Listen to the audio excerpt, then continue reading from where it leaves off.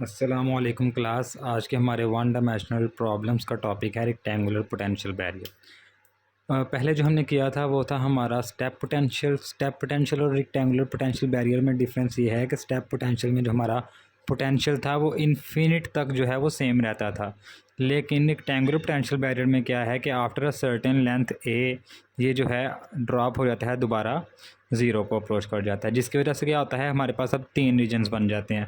Reason one जिस तरफ से हमारा पार्टिकल आ रहा था,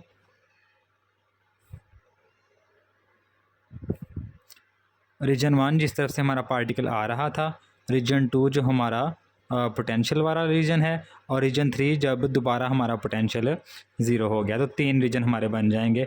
ये at x is equal to zero से हमारा पोटेंशियल स्टार्ट हो रहा है वी नॉट, और x is equal to a पे ये दोबारा ज़ीरो को ड्रॉप कर जाता है। सो हमारा potential x less than zero पे भी ज़ीरो है, एक्स ग्रेटर और इक्वल टू ए पे भी ज़ीरो है, और वी नॉट है कब ज़ीरो से लेके ए तक।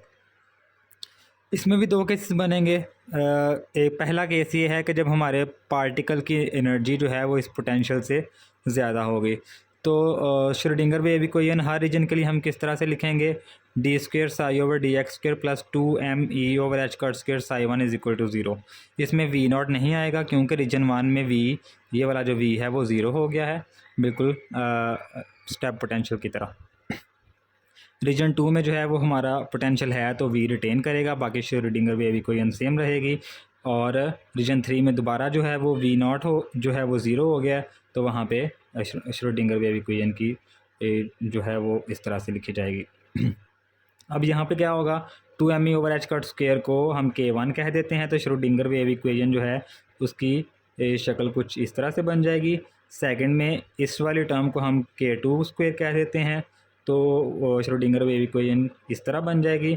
और ये थर्ड इक्वेशन में two m E over H cut square, इसको के थ्री नहीं अब कहना, ये है के वन ही, क्योंकि two m E over H cut square one में भी सेम है, two m E over H cut square two में भी सेम है, तो ये दोनों फिर के वन और के टू ही सिर्फ होंगे। ओके, तो नेक्स्ट सोल्यूशन की बारी आ गई। फर्स्ट रीजन के लिए क्या होगा, psi one a exponential iota k one x plus b exponential minus k one x. ये जो है ये इंसिडेंट वेव के लिए है, ये जो है ये रिफ्लेक्टेड वेव के लिए है, ठीक है। और ये जो थर्ड वाला है, क्योंकि हमारा जो पोटेंशियल था वो इस तरह से था, ठीक है, ये वेव आई इंसिडेंट और ये रिफ्लेक्ट हो गई, ये रीजन वन में था। रीजन टू में अब जो है वो ट्रांसमिशन नहीं हो रही, ट्रांसमिशन आगे से हो रही है, तो रीजन टू के लिए सी और डी के साथ आएंगे, ठीक है। और ट्रांसमिशन वाला कोएफिशिएंट हमारा ये वाला है, तो ई जो है ये हमें रिप्रेजेंट कर रहा है ट्रांसमिशन को। इनको अलग अलग करके लिखूँ तो इंसिडेंट इसको हम साई आई कह सकते हैं, साई आई ए ई आयोटा के वन एक्स, और साई आर क्या होगा रिफ्लेक्शन के लिए, B exponential minus iota k one x, और साई टी क्या होगा ट्रांसमिशन के लिए, ई exponential iota k one x. बिल्कुल कैलकुलेशन सारी स्टेप पोटेंशियल तरह की है, बस इसमें यह है कि हमारे पास इक्वेशंस बढ़ गई हैं तो उनको थोड़ा डील करना पड़ेगा। सो बाउंड्री कंडीशन यहाँ पे क्या बनेगी स्टेप पोटेंशियल के लिए, देखें ये हमारा रीजन वन है, ये रीजन टू है, तो इनका ये कॉमन है, और ये क्या था x is equal to zero पे, तो x is equal to zero पे साई वन और साई टू इक्वल होंगे। So psi one and psi two are equal at x is equal to zero, एक कंडीशन ये बन गई। दूसरी कंडीशन क्या होगी, इनके यहाँ पे डेरिवेटिव भी ज़ीरो होंगे क्योंकि हमारा वेव फंक्शन डिफरेंशिएबल है, तो at x is equal to zero psi one और साई टू के डेरिवेटिव भी इक्वल होंगे। दो कंडीशंस हो गई, तीसरी कंडीशन आएगी x is equal to a के ऊपर।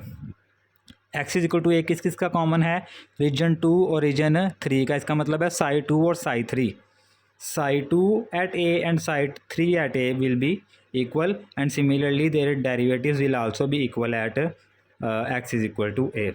तो अब क्या होगा, मैं वो सारी कैलकुलेशन नहीं कर रहा, माशाल्लाह आप बड़े हो गए हैं, आपको पता है, सिंपल सी जो है इक्वेशन में ज़ीरो पुट किया, ठीक है। तो हमें ये वाली इक्वेशन मिल जाएगी a plus b is equal to c plus d equation 1 से। इक्वेशन 2 से जो है हमें मिल जाएगी k1a minus k1b is equal to k2c minus k2d। देखें क्या होगा इधर, जो है साई वन का डेरिवेटिव, साई वन हमारे पास क्या है, a एक्सपोनेंशियल आयोटा k1 है। जब इसका डेरिवेटिव लेंगे तो सिंपली क्या होगा, बस आयोटा k1 पीछे आ जाएगा, इसमें भी माइनस आयोटा k1 पीछे आ जाएगा, और आयोटा आयोटा कॉमन आके राइट हैंड साइड वाले से कट जाएंगे, तो k1a minus k1b is equal to k2c minus k2d। Similarly equation 3 से हमारे पास जो है वो ये वाली इक्वेशन आ जाएगी। उसमें क्या हुआ है, कुछ भी नहीं हुआ, सिंपल क्या हुआ है, एक्स की जगह पे ए पुट कर दिया, उसमें एक्सपोनेंशियल ज़ीरो नहीं हुआ, एक्सपोनेंशियल आएगा। C exponential iota k2a plus d exponential minus iota k2a is equal to e exponential iota k1a। और इक्वेशन 4 से हमें ये मिल जाएगा k2c। इक्वेशन 4 में हमने क्या करना है, साई 2 का डेरिवेटिव लेना है। साई 2 का जब डेरिवेटिव लेंगे और एक्स जगह पे ए पुट कर देंगे, साई 2 का डेरिवेटिव क्या होगा, ये सारा अपनी जगह पे, और पीछे बस क्या आ जाएगा, आयोटा k2।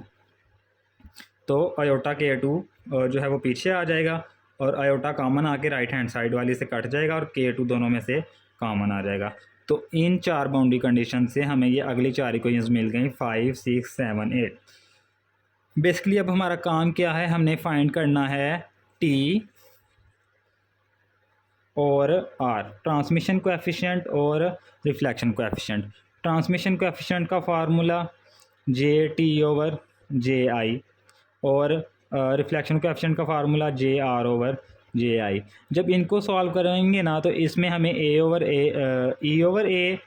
और इसमें B/A ये रेशोज़ मिलेंगी। तो हमने अब मेन करना क्या है, सबसे पहले A, E और B की वैल्यूज़ निकालनी है इन 4 इक्वेशंस को यूज़ करके। सो ये हमारा गोल है, इसको ध्यान रखना है कि हम बेसिकली कर क्या रहे हैं। हमने करना क्या है, हमने A, B और E की वैल्यूज़ निकालनी है, और फिर उनसे ट्रांसमिशन और रिफ्लेक्शन कोएफिशिएंट्स निकालने हैं। जो हमारे पास 4 इक्वेशंस बनी थी, उसमें फ्रॉम इक्वेशन 7 में से आप क्या करें, D की वैल्यू निकालें और इसको इक्वेशन 8 में पुट कर दें। इक्वेशन 7 में से, ये इक्वेशन 7 है ना, इसमें से D की वैल्यू निकालें, C दूसरी तरफ चला जाएगा, इसमें से D की वैल्यू निकाल के इसमें पुट कर दें इक्वेशन 8 में। सो इक्वेशन 7 में से D की वैल्यू निकाल के इक्वेशन 8 में पुट किया, और क्या किया, उसको हमने अंदर k2 जो था उसको अंदर मल्टीप्लाई कर दिया है, और जो है E वाली टर्म्स को इकट्ठा कर लिया है, C वाली टर्म्स को इकट्ठा कर दिया है, और C की वैल्यू अलग से निकाल ली है, वो आपके सामने है। सिमिलरली अब क्या करेंगे, इक्वेशन 7 में से जैसे हमने D की वैल्यू निकाल के पुट की थी, इसमें हम निकालेंगे C की वैल्यू। C की वैल्यू इक्वेशन 7 में से निकाल के इक्वेशन 8 में पुट करके बिल्कुल इसी तरह से कोएफिशिएंट्स अलग अलग कर लेंगे, और हमें D और E में एक वैल्यू मिल जाएगी। ओके, C और D की वैल्यूज़ मिल गई। अब क्या करना है, from equation 5 B is equal to C plus D minus A, और इसको 6 में पुट कर दें, यानी कि 5 में, ये देखें 5 में से B की वैल्यू निकालें, C plus D minus A हो जाएगा, उसको यहाँ पे पुट कर दें, और आपको एक नई इक्वेशन मिल जाएगी A में। k1a माइनस k1b था ना, B की हमने यहाँ पे वैल्यू पुट कर दी, और जो सेम थे A वाले, C वाले और D वाले, उनको अलग अलग करके A की अलग से वैल्यू निकाली। अब इस A में देखें हमारे पास आ गया है C और D, जो कि हमने पहले वैल्यूज़ ऑलरेडी निकाल के रखी हैं। तो ये जो दोनों वैल्यूज़ हैं उसको इनमें पुट करें, तो हमारे पास A की वैल्यू आ जाएगी। A is equal to k1 plus k2 और 2k1, यहाँ पे हमारे पास C था, इस सारे की जगह C की वैल्यू हमने पुट कर दी, plus k1 minus k2 over 2k1, और इस जगह पे हमारे पास D था, हमने इसमें D की वैल्यू पुट कर दी। अब इसमें देखें आगे क्या हुआ है, इसको अंदर मल्टीप्लाई कर दिया, स्क्वायर हो गया, सिंपल, और कुछ भी नहीं किया। इसको अंदर मल्टीप्लाई कर दिया और इसको अंदर मल्टीप्लाई कर दिया, और क्या हुआ है कि ये माइनस कैसे आया, इसको देखें, ये था k1 माइनस k2 और ये था k2 माइनस k1, इसको हमने k1 माइनस k2 करके माइनस बाहर कॉमन ले लिया, जिसकी वजह से ये जो प्लस है ये माइनस हो गया। ओके, अब नेक्स्ट देखें, इसमें आयोटा k1a कॉमन है, तो उसको हमने अलग अलग कर लिए दो exponential iota k1a dot exponential minus aorta के वन ए अलग कर लिया, और जैसे भी एक्सपोनेंशियल एयोटा के वन ए डॉट एक्सपोनेंशियल एयोटा के टू ए अलग कर लिया, और वो जो कॉमन वाला एक्सपोनेंशियल एयोटा के वन ए है वो बाहर निकाल लिया, ये आ गया। उसके बाद अब ये देखें, ये जो एक्सपोनेंशियल है उसको हमने इन टर्म्स ऑफ कॉस और साइन लिख दिया, इसको कहते हैं cis form. Cis form complex numbers की, कॉम्प्लेक्स नंबर्स में इसको हम सीज फॉर्म कहते हैं।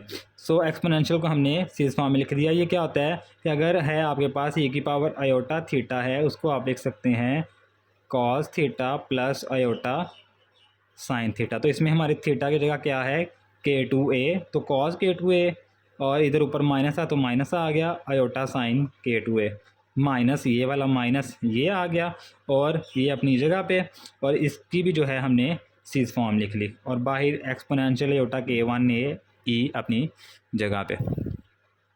ओके, अब नेक्स्ट देखें, कॉस k2a के साथ ये वाला और कॉस k2a के साथ ये वाला, इसमें से हमने कॉस k2a कॉमन ले लिया, और इसको हमने माइनस के साथ, क्योंकि ये पीछे माइनस है, सॉरी ये वाला, सो ये वाला सारा माइनस ये वाला, और साथ कॉस k2a माइनस, जैसे इसमें से हमने कॉस k2a कॉमन लिया, इसी तरह से साइन k2a आयोटा जो है वो कॉमन आ जाएगा, और ये वाला आयोटा यहाँ पे मिस हो गया, आयोटा कॉमन आ जाएगा, और ये वाला सारा माइनस ये वाला। ठीक है, ये हमारे पास अब a की वैल्यू आ गई। उसके बाद सिमिलरली फॉर b, अब b की वैल्यू भी तो हमने निकालनी है। b की वैल्यू निकालने के लिए क्या करेंगे, वो जो हमारी पहले इक्वेशन थी क्या थी, a plus b is equal to c plus d equation आई थी ना, उसमें से पहले हमने क्या किया है, हमने b की वैल्यू निकाल के पुट की थी। अब इसमें क्या करना है, a की वैल्यू निकाल के इक्वेशन 6 में पुट करें। जब a की वैल्यू निकाल के इक्वेशन 6 में पुट करेंगे तो हमें b की एक नई इक्वेशन मिल जाएगी जिसमें c और d थे। जिस तरह हमें a की इक्वेशन मिली थी ना, जिस तरह हमें, ये देखें,